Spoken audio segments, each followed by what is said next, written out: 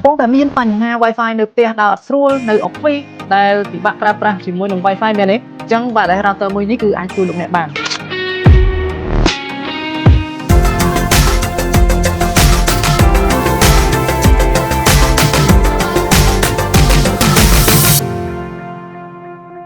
ដែល model ដែលខ្ញុំលើកឡើងយកមកនិយាយនេះគឺមានអង្គតែនរហូតដល់5អញ្ចឹងមានន័យថាគេផ្ដោតទៅលើល្បឿនខ្លាំងមែនតើអញ្ចឹងល្បឿនរបស់ wireless router នេះគឺមានរហូតដល់3000 megabit per second ដែលបច្ចេកវិទ្យាធ្វើឲ្យវាលឿននោះគឺដោយសារតែគេប្រើប្រភេទ Wi-Fi 6 ចំពោះបច្ចុប្បន្ននេះខ្ញុំសង្កេតឃើញថា Wi-Fi 5គឺនៅតែមានភាពពេញនិយមនៅក្នុងទីក្រុងភ្នំពេញក៏ដូចជាប្រទេសកម្ពុជាយើងផងដែរដោយសារតែតម្លៃរបស់វារៀងធូរថ្លៃអញ្ចឹងដូចនៅក្នុងដៃរបស់ខ្ញុំនេះគឺជាប្រភេទ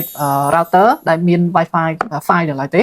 ហើយខ្ញុំនឹងលើកមកនិយាយនេះគឺជាប្រភេទ router ដែលមានល្បឿន Wi-Fi 6 Wireless router មួយនេះមិនត្រឹមតែមានល្បឿន Wi-Fi លឿនប៉ុណ្ណោះទេក៏គេភ្ជាប់មកជាមួយនឹង port network នេះចំនួន4ហើយមួយគឺ WAN នេះគឺមានន័យថាយើងភ្ជាប់ទៅកាន់ uplink ជាទូទៅគឺភ្ជាប់ទៅកាន់ក្រុមហ៊ុនអ៊ីនធឺណិត modem របស់ក្រុមហ៊ុនអ៊ីនធឺណិតហើយទី2ទី3និងទី4នេះគឺជា LAN មានន័យថាយើងអាចភ្ជាប់ទៅកាន់ computer ឬក៏ switch យើងចង់បំបែក network បន្តទៀតហ្នឹងបានរហូតដល់3ចំពោះប៊ូតុងមួយនេះគឺជាប៊ូតុង mesh អញ្ចឹង mesh ខ្ញុំចង់ចែកម្លែកដល់បងប្អូនគ្នាថា mesh គឺជាប្រភេទ technology មួយដែលធ្វើការភ្ជាប់រវាង router មួយទៅកាន់ router មួយទៀតឬក៏2 3គឺតាមរយៈ technology wireless តែម្ដងខ្ញុំសូមចែកម្លែកតាក់ទងនឹងបច្ចេកវិទ្យា mesh នេះឲ្យបានស៊ីជម្រៅបន្តិចអញ្ចឹង mesh គឺជាបច្ចេកវិទ្យាមួយដែលយើងអាចធ្វើការភ្ជាប់រវាង router ទី1 router ទី2ទី3ឬក៏ទី4ហ្នឹងតាមរយៈ wireless signal របស់វាផ្ទាល់តែម្ដងអញ្ចឹងមានន័យថាយើងអត់ចាំបាច់ត្រូវរត់ខ្សែដែលធ្វើឲ្យមានការចំណាយច្រើនមានភាពស្មុគស្មាញតាក់ទងនឹងសោភ័ណភាពនៅផ្ទះឬក៏ office របស់បងប្អូនទាំងគ្នាអញ្ចឹងការប្រើប្រាស់ mesh នេះគឺសម្រាប់យើងឧទាហរណ៍ថាrouter ទី1នៅជាន់ផ្ទាល់ដីហើយយើងចង់ប្រើ Wi-Fi នៅជាន់ទី1ឬក៏ជាន់ទី2ទៀតអញ្ចឹងយើងអាចធ្វើការជាវទិញ wireless router ចំនួន2ឬក៏3បន្តទៀតហើយធ្វើការ sync វាដោយគ្រាន់តែចុចប៊ូតុង mesh នេះវានឹងធ្វើការ automatic pairing ជាមួយនឹង wireless router ទី2ទី3ដែលមានភាពងាយស្រួលមែនទែនមិនត្រូវការចំណេះដឹងផ្នែក technical ច្រើននោះទេអញ្ចឹងលក្ខខណ្ឌដែលយើងគួរប្រើគឺអាចនៅក្នុងផ្ទះឬក៏នៅ office ដែលយើងអាចប្រើតាមហាងផ្សេងៗដែលមានលក្ខណៈមើលទៅគឺ clean ស្អាតជាមួយនឹង cable free ចំពោះទីតាំងនេះផងដែរគឺជាខ្ញុំ technical គឺខ្ញុំលើកទឹកចិត្តឲ្យប្រើនៅទីតាំងដែលចំកណ្ដាលទលាយមិនសូវមានរបស់របរឬក៏ឧបករណ៍អេឡិចត្រូនិកផ្សេងទៀតដែលធ្វើឲ្យរំខានទៅដល់ signal របស់វានោះទេជាទូទៅគឺយើងអាចចាប់លើជញ្ជាំងក៏បានដោយសារតែខាងគូតរបស់វានេះគឺយើងអាចមានស្វានភ្ជាប់ជាមួយនឹង screw បាទអញ្ចឹងយើងអាចចាប់នៅលើជញ្ជាំងក៏បានដាក់នៅលើតុក៏បាន desktop បាទអញ្ចឹងយើងអាចដាក់នៅលើតុបែបនេះគឺយើងនឹងមើលទៅគឺវាមានសោភ័ណភាពមួយយ៉ាងដែរចំពោះ technical spec របស់ router Hikvision មួយនេះគឺជា dual band gigabit Wi-Fi 6 router អញ្ចឹង AX គឺសំដៅទៅលើបច្ចេកវិទ្យា Wi-Fi 6អញ្ចឹង3000នេះគឺជាល្បឿន megabit per second អញ្ចឹងយើងអាចនិយាយបានថា 3G ក៏បានដែរវាគឺជា new generation Wi-Fi 6ដែលមានល្បឿន up to 3G gigabit per secondហើយ port network វាគឺ full gigabit port networking តែម្ដងហើយចំពោះ wireless band វិញគឺ160 MHz ហើយចំពោះ CPU វិញគឺ dual core CPU ចំពោះ memory របស់គេវិញគឺគេភ្ជាប់មកជាមួយនឹង256 MB storage បងប្អូនខ្លះអាចឆ្ងល់ថា Wi-Fi នេះគឺជា Wi-Fi 6ចុះទូរស័ព្ទឬក៏ computer របស់ខ្ញុំនឹងប្រើត្រឹមតែ Wi-Fi 5ទេតែអាចប្រើបានអត់ Yes ប្រកបណាស់គឺនៅតែអាចប្រើបានអញ្ចឹងមានន័យថា technology វាខ្ពស់ក៏ប៉ុន្តែគេមិនមែនលុបបំបត្តិចោលនៅ technology ដែល level ទាបជាងនោះទេ Wi-Fi 6 នេះគឺយើងប្រើ2 band អញ្ចឹង 2.4 GHz ហើយនិង5 GHz ដែល 5 GHz នោះគឺមានល្បឿនរហូតដល់2402 megabit per second ហើយ 2.4 GHz វិញគឺល្បឿនរហូតដល់574 megabit per second អញ្ចឹងយើងបូកចូលគ្នាមកគឺឃើញ2976 megabit per second អញ្ចឹងមានន័យថាលឿនខ្លាំងមែនតើដូចខ្ញុំបញ្ជាក់ខាងដើមអញ្ចឹងឲ្យតែល្បឿនក្រុមហ៊ុនដែលបងប្អូនអរគ្នាទិញមកហ្នឹងគឺលឿនណាអញ្ចឹង wireless router នេះគឺអត់បារម្ភតែម្ដងហើយចំពោះ Wi-Fi 5 ដែលទូរស័ព្ទឬក៏ computer ដែលគាត់អត់ទាន់មាន support ជាមួយនឹង Wi-Fi 6 អញ្ចឹង Wi-Fi 5 គឺគាត់ support 5G នោះគឺ867 megabit per second ហើយនឹង 2.4 GHz នោះគឺ300 megabit per second ដែលបូកគ្នាទៅគឺ1167 megabit per second ចំពោះល្បឿននេះដែរខ្ញុំនឹងធ្វើការតេស្តជាមួយនឹងទូរស័ព្ទរបស់ខ្ញុំដែលយើងនឹងតេស្តល្បឿនរបស់ signal wireless មួយនេះហើយសូមបញ្ជាក់ផងដែរគឺ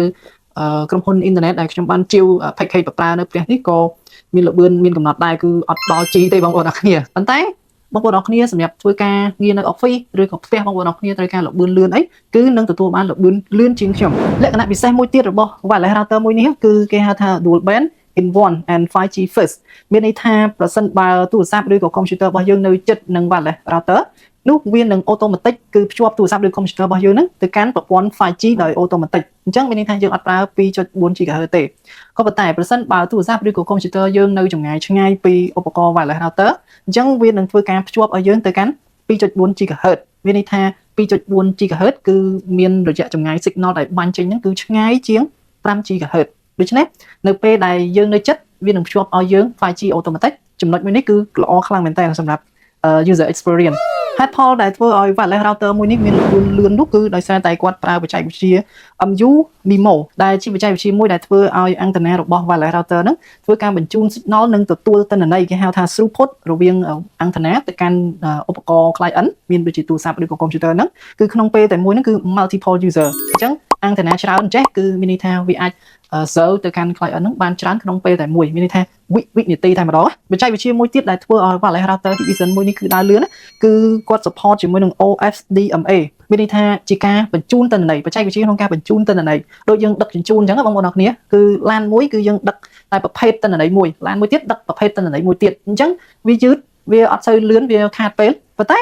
ចំពោះ Wi-Fi 6វិញគឺអត់ចឹងទេគឺឧទាហរណ៍ LAN ដដែលគឺដឹកជញ្ជូនគឺប្រភេទទិន្នន័យ1ប្រភេទទិន្នន័យ2ប្រភេទទិន្នន័យ3គឺដាក់ចូលទៅក្នុង cabin LAN តែមួយតែម្ដងអញ្ចឹងធ្វើការដឹកជញ្ជូនតែម្ដងទៅគឺវាលឿនវាចំណេញពេលនេះហើយគឺជាបច្ចេកវិទ្យាក្នុងការបញ្ជូនទិន្នន័យដែលខ្ញុំប្រៀបធៀបជាមួយនឹង LAN ដឹកជញ្ជូនហ្នឹងគឺដូចគ្នាជាមួយនឹងជីវិតរស់នៅប្រចាំថ្ងៃរបស់យើងអញ្ចឹងតែឥឡូវយើងមកនិយាយអំពី wireless router នេះគ្រប់គ្រងវាដោយរបៀបណា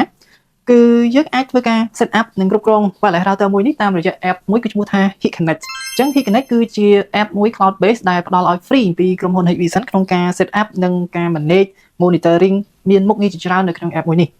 អញ្ចឹងខ្ញុំនឹងធ្វើការបង្ហាញដល់បងប្អូនអរគ្នាពីរបៀបនៃការ set up នៅក្នុង app HitConnect អញ្ចឹង wireless router មួយនេះគឺស័ក្តិសមបំផុតសម្រាប់បងប្អូនអរគ្នាដែលធ្វើការនៅក្នុង office មានសមាជិកបុគ្គលិកច្រើនគឺចង់បានប្រព័ន្ធ Wi-Fi ដែលលឿនគឺអាចតម្រូវការទៅតាមការងារជាក់ស្ដែងណាអញ្ចឹងបើសិនជាបងប្អូនអរគ្នាមានឧបករណ៍ភ្ជាប់ច្រើនដូចជា smartphone laptop desktop ដែលគាត់ឥឡូវនេះ desktop ក៏មាន Wi-Fi ដែរអូខេហើយភ្ជាប់ជាមួយនឹងកាមេរ៉ាសុវត្ថិភាពដែល IP កាមេរ៉ាដែលប្រើជាមួយនឹង Wi-Fi ហើយ gaming yes គឺខ្លាំងមែនតើដោយសារតែល្បឿនគឺលឿនរហូតដល់ 3000 megabit per second អញ្ចឹង laptop ឬក៏ desktop gaming របស់បងប្អូនអរគ្នាក៏មិនអន់ដែរអញ្ចឹងនឹងមានប្រភេទ wireless card បាទអញ្ចឹងគឺលឿនអញ្ចឹងគាត់ប្រើជាមួយនឹង wireless router ដែលមានល្បឿនលឿនដែរអញ្ចឹងគឺគាត់សប្បាយចិត្តមែនតើអញ្ចឹងសម្រាប់ខ្ញុំគឺមានអតិថិជនដែលគាត់ប្រើប្រាស់លក្ខណៈជាផ្ទះបាទអូខេអញ្ចឹងខ្ញុំបានរៀបរាប់អំពីលក្ខណៈពិសេសរបស់ wireless router មួយនេះបានច្រើនគួរសមហើយបើសិនជាបងប្អូនអរគ្នាមានចំណាប់អារម្មណ៍ចង់បាន wireless router ដែលមានគុណភាពខ្ពស់លឿនហើយមានការធានាត្រឹមត្រូវអាចធ្វើការទំនាក់ទំនងជាមួយនឹងខាងខ្ញុំបាននៅលេខទំនាក់ទំនង Telegram ក៏ដូចជាបងប្អូនអាចគ្នាអាច chat inbox direct ក៏បានឬក៏ comment ខាងក្រុមការងារនឹងធ្វើការទំនាក់ទំនងទៅអរគុណសម្រាប់ការទស្សនាហើយយើងជួបគ្នានៅវីដេអូក្រោយ